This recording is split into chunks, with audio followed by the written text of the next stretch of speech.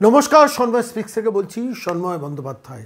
নৈহাটিতে এক যুবককে মর্মান্তিকভাবে ইঁট দিয়ে থেঁতলে খুন করা হয়েছে এবং তার সিসিটিভির ফুটেজটা ভাইরাল হয়ে গেছে সোশ্যাল মিডিয়াতে। আপনারা সবাই দেখেছেন, আমি সেটা নতুন করে দেখাচ্ছি না। আপনারা জানেন কি মর্মান্তিক মৃত্যু এক যুবককে ইঁট দিয়ে থেঁতলে মারা। এবং তৃণমূলের একটি আভ্যন্তরীণ দ্বন্দ্ব, সেই এলাকার লোক সবাই জানেন, সবাই বুঝেছেন। এবং এই পুরো ব্যাপারটাতে ওখানকার সদ্য নির্বাচিত সেই বিধায়ক আর সনদে তিনি আবার বলেছেন যে ওটা ওটা ওটা গুলি করে মারা হয়েছে। অলোক রাজোরিয়া সিপি ব্যারাকপুরের, তিনি বলেছেন ইঁট দিয়ে থেঁতলে মারা হয়েছে। তাহলে কোনটা ঠিক? সদ্য নির্বাচিত সেই বিধায়ক ঠিক, নাকি ব্যারাকপুরের সিপি অলোক রাজোরিয়া ঠিক? বিধায়ক বলছেন গুলি করে মারা হয়েছে, তারপরে ইঁট দিয়ে থেঁতলানো হয়েছে। আর পোস্টমর্টেম রিপোর্টে তাহলে কী রিপোর্ট বলছে? তাহলে তো সেটা জানা যেত, প্রকাশ্যে আসতো, প্রকাশ্যে কিন্তু আসেনি। তাহলে কি ঘটনা? অর্থাৎ ইঁট দিয়ে থেঁতলে মারার তত্ত্বটাই কিন্তু সিসিটিভি ফুটেজ দেখে পরিষ্কার হচ্ছে। সেটাকে আবার মানতে চাইছেন না তৃণমূল নেতারা। তীর ঘোরানোর চেষ্টা করছেন বিজেপির দিকে, স্বাভাবিক, সেটাই তো কাজ। এছাড়া কি? আভ্যন্তরীণ যত দ্বন্দ্ব সবটাই বিজেপি দায়ী, বিরোধীরা দায়ী, সিপিএম দায়ী। মালদায় দেখলেন না, শেষ পর্যন্ত তাদের দুলাল সরকার যখন মারা গেলেন, সেই ধরা পড়লেন কে? সেখানকার যিনি তৃণমূলের শহর সভাপতি, তিনি, নন্দু তিওয়ারি ধরা পড়লেন। সারা পশ্চিমবঙ্গে এই কারবার হচ্ছে, ওয়ান পার্টি ডিক্টেটরশিপে এটাই রেজাল্ট হয়। তো নৈহাটিতে তাই হয়েছে, তৃণমূল মেরেছে তৃণমূলকে। বকরাল লড়াই, কোনো না কোনোভাবে লড়াই। সেই লড়াইয়ে ব্যারাকপুরে সিপি সত্যি কথাটা বলে ফেলেছেন। আর মমতা বন্দ্যোপাধ্যায়ের রাজত্বে সত্যি কথা বলা বারুর নিষেধ। রাজনৈতিক দল যা বলবে তাই আপনাকে বলতে হবে, এবং সেটা যদি আপনি না বলেন তাহলে ট্রান্সফার। অর্থাৎ অলোক রাজোরিয়া ব্যারাকপুরের সিপি পদ থেকে ট্রান্সফার হলেন কোনো একটা ট্রাফিক ডিপার্টমেন্ট, আর সেখানে নিয়ে আসা হলো অজয় ঠাকুরকে, যিনি শুধু ফলস এবং ফেক মামলা করার ব্যাপারে পারদর্শী বলে রাজনৈতিক মহল মনে করে। ফলে তো স্বাভাবিকভাবে সেই লোকটিকে নিয়ে আসা হয়েছে। আমি খুনি দল থেকে এলিমিনেট করব না, ক্রিমিনালদের পলিটিক্স থেকে সরাবো না, ক্রিমিনালদের ওপর ত্রাসের একটা বাতাবরণ প্রশাসনিকভাবে করব না। ওদিকে মানুষ মারা গেলে সিপি বদল করব। আর সেই সিপি যদি সত্যি কথা বলে তাহলে তো আরোই তার কপালে গেরো। যা হলো অলোক রাজোরিয়া বেচারির, তিনি এলেন, তিনি তৃণমূলকে সন্তুষ্ট করতে পারলেন না, মিথ্যা কথাটা বলতে পারলেন না। রাতারাতি তাকে একজন আইপিএস অফিসারকে ট্রান্সফার করা হলো শুধুমাত্র মিথ্যে কথাটা পার্থভৌমিকদের বাহিনীর সাজানো মিথ্যে কথাটা না বলতে পারার দোষে। আমি এই প্রসঙ্গেই ওই নৈহাটির অবস্থাটা কি শুনছিলাম, আমি সরাসরি অর্জুন সিংয়ের দিকে তীর ঘোরানোর চেষ্টা, মানে বিজেপির দিকে তীর ঘোরানোর চেষ্টা হচ্ছে, মানে অর্জুন সিংয়ের দিকে তীর ঘোরানোর চেষ্টা হচ্ছে।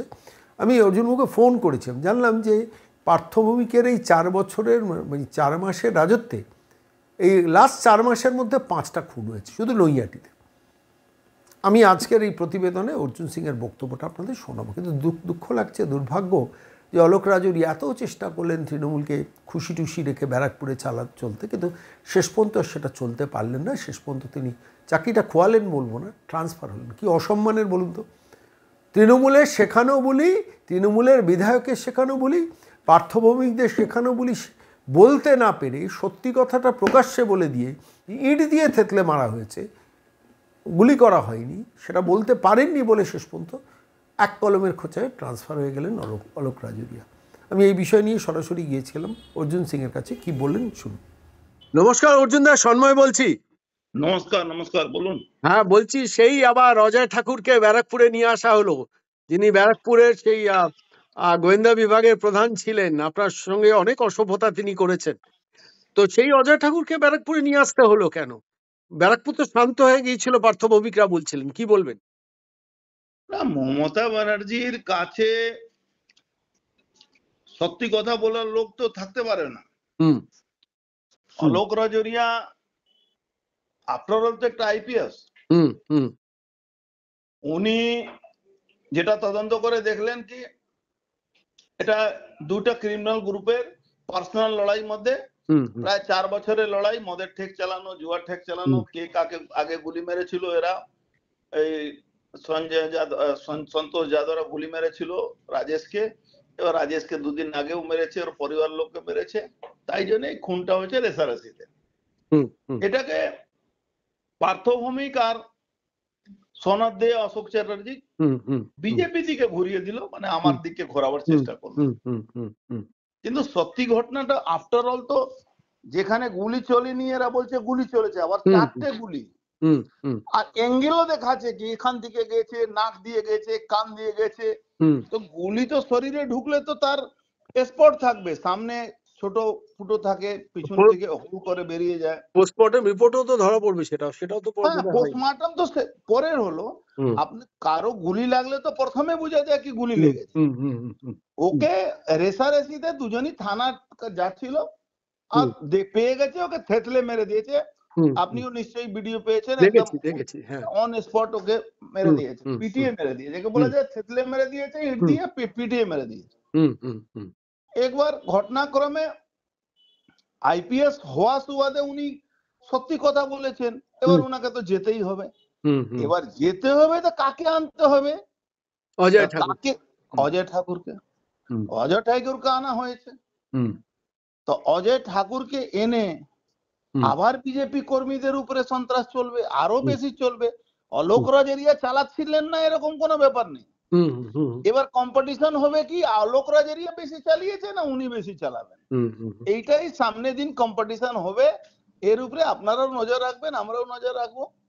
কিন্তু বাংলায় পরিস্থিতি, সারা বাংলার মধ্যে ব্যারেকপুরও পরিস্থিতি সেমই আছে, এর মধ্যে কোনো ডিফারেন্সেজ হবে না।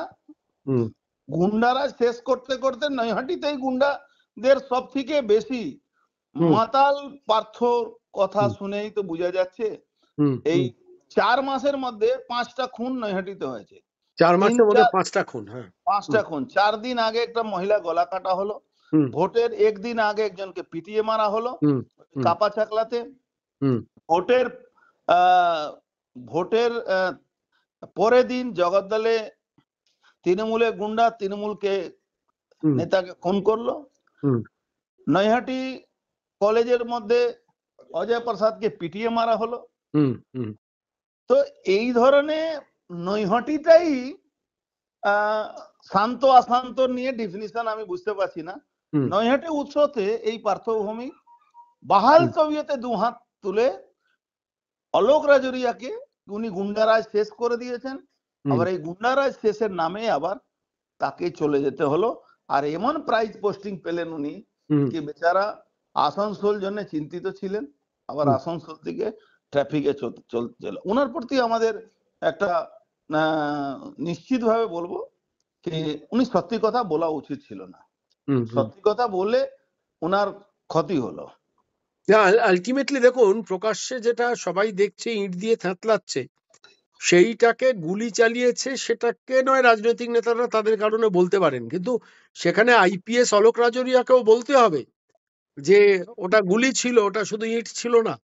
আপনি যদি বাংলায় দেখেন, বাংলায় তো পুলিশের মোরালটা তো শেষ হয়ে গেছিল। আপনার না হলে ডিজি কে বলতে হচ্ছে কি তুম এক মারোগে তো হাম 4 মারেঙ্গে।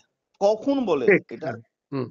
মানে পুলিশের মোরাল বলে কিছু নেই, পুলিশের মোরালটাকে বুস্ট আপ করার জন্য হয়ে গেছে। এনকাউন্টারের কাহিনী ছড়ানো হয়েছিল। নিচে লেভেলের পুলিশরা, নিচে লেভেলে পুলিশ কনস্টেবল, সাব ইন্সপেক্টর, আইসি লেভেলটা বিদ্রোহে জায়গা চলে গেছে।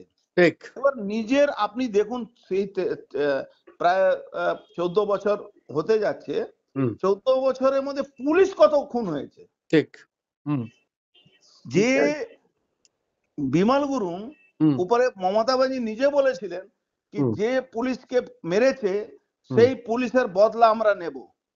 আজকে তার বেল হয়ে গেল, ভাল তবিয়ত সব কেস উঠে গেল। তো এখানে বাংলায় অ্যাকচুয়ালি শাসকের শাসন চলছে, আইনের কোনো শাসন নেই। আর যারা তালে তাল না মিলাবে তার পা কেটে দিতে হবে, গলা কেটে দিতে হবে, মুন্ডু কেটে দিতে হবে। এইটাই শাসক বাহাদুরের কাজ আছে, এই শাসক বাহাদুর এটাই করবেন। অনেক ধন্যবাদ অর্জুন দা, অনেক ধন্যবাদ। Thank you.